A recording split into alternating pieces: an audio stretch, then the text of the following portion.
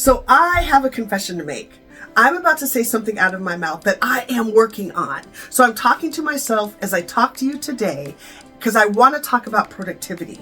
And in the past, I would have talked about managing time, getting more help, being more efficient.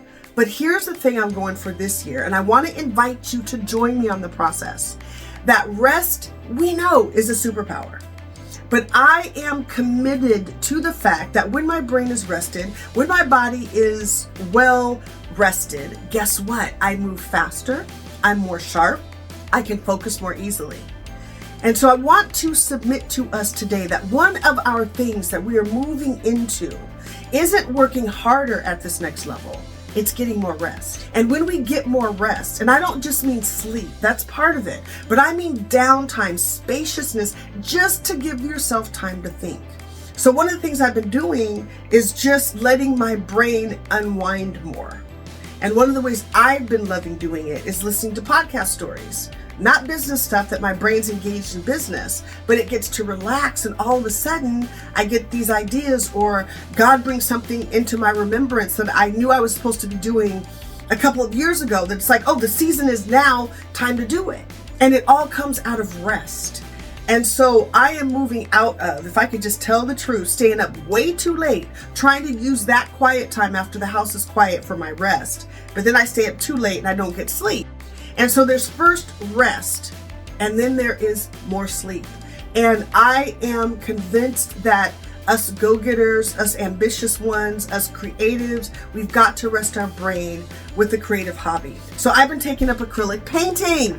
In my brain, I'm fabulous, have a long way to go on the canvas, but it relaxes me. It brings things to my remembrance. It lets my mind rest. And then I know to let my body rest with more sleep.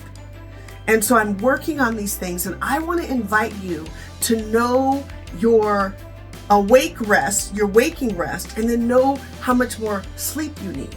And I don't mean that sleep that you're doing to escape what's really going on.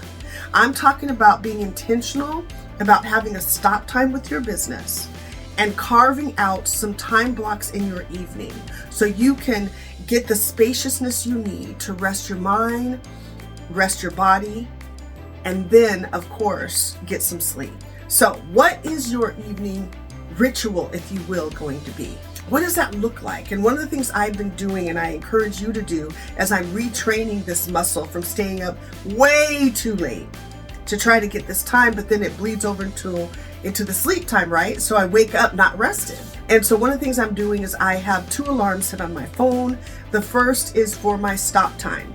This is the time I need to stop. And if I have a couple more admin things that need to be done in the evening, I have another chunk of time to do that once I get home, once I chill out a little bit, once I get to spend some time with my beloved, and then I can finish that stuff. And then I have a second alarm that's like time to exercise, because I exercise at night, works for me, and then time to lay it down.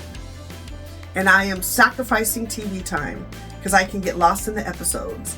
And really, really, really wanting to paint more, wanting to unwind more, wanting to read more, wanting to listen to more stories that don't activate my brain in business mode, but that help it relax. So comment, I would love to hear what you are doing to get more rest in your mind and in your body. And what are you doing to make sure your body gets the sleep it needs? Because when you get it, you can focus, you can be more productive, you can be sharper, you can know how to prioritize better. It is a superpower. Rest is a superpower. We know it in our heads, but now let's implement it to take this year to a whole new place. So we can not work to get rest, but work from a place of rest. Talk to you soon.